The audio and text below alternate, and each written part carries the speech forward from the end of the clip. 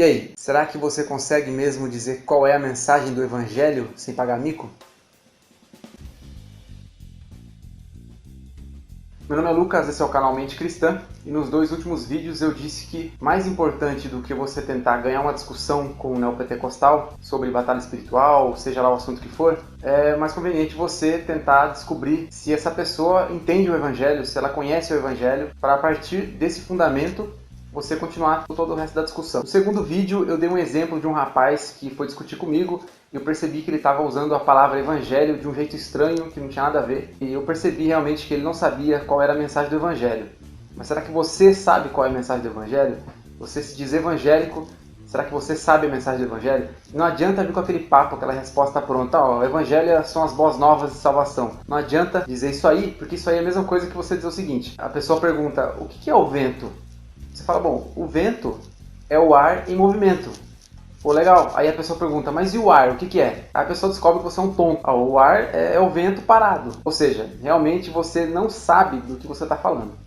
Você não conhece aquele assunto. Dizer que o evangelho é as boas novas de salvação é só explicar o que significa a palavra. Mas você não está dizendo qual é o conteúdo da mensagem. No exemplo que eu dei no vídeo anterior, eu disse que o rapaz que estava conversando comigo usou a passagem de Marcos 1, 14 e 15. Então eu quero usar essa passagem aí para te explicar o que é o Evangelho. O verso 14 diz assim: Depois de João ter sido preso, foi Jesus para a Galiléia pregando o Evangelho de Deus, dizendo: O tempo está cumprido e o reino de Deus está próximo. Arrependei-vos e crede no Evangelho. Então ele pregava o Evangelho pedindo para as pessoas crerem no Evangelho. Essa passagem está explicando qual é a mensagem do Evangelho?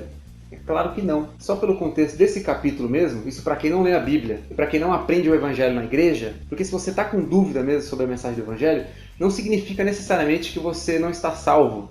Porque teoricamente só pode estar salvo quem crê no Evangelho. Então se você não entende o Evangelho, se você não conhece o Evangelho, você não está salvo. Mas não significa que porque você não consiga explicar ou porque você não saiba qual das mensagens que você já conhece seja o Evangelho, não significa que você não está salvo. Mas é um problemão aí, porque se você não consegue dizer logo de cara qual é a mensagem do Evangelho, então significa que na sua igreja não estão te ensinando o básico. Mas enfim, só por esse capítulo aqui dá pra gente saber qual é a mensagem do Evangelho, quais são as boas novas de salvação. No começo do capítulo diz o seguinte: princípio do Evangelho de Jesus Cristo, Filho de Deus. Ou seja, esse aqui é o primeiro capítulo de Marcos, e o escritor está dizendo que ele vai começar a narrar a pregação do Evangelho através da pessoa de Cristo. Verso 2. Conforme está escrito na profecia de Isaías: Eis aí, envio diante da tua face o mensageiro, o qual preparará o teu caminho. Voz do que clama no deserto: preparai o caminho do Senhor, endireitai as suas veredas. E aí o verso 4 começa dizendo já: apareceu João Batista, que era o cara da profecia de Isaías, pregando batismo de arrependimento para a remissão de pecados. Saíam a ter com ele toda a província da Judéia e todos os habitantes de Jerusalém, e confessando seus pecados, eram batizados por ele no Rio Jordão. Então a mensagem de João era sim um chamado ao arrependimento mediante a pregação que era sobre perdão de pecados. Mas a gente pode voltar mais ainda, porque essa passagem aqui é sobre uma profecia de Isaías. E a gente tem que voltar lá atrás, na profecia de Isaías, para lembrar o que tanto que esse profeta escreveu nesse livro enorme de 66 capítulos. O livro inteiro do profeta Isaías fala da vinda de Cristo, desse ungido de Deus que viria para morrer pelos nossos pecados. Mas eu vou ler só o verso 10 do capítulo 53, que diz assim: Todavia ao Senhor agradou moê-lo, fazendo-o enfermar.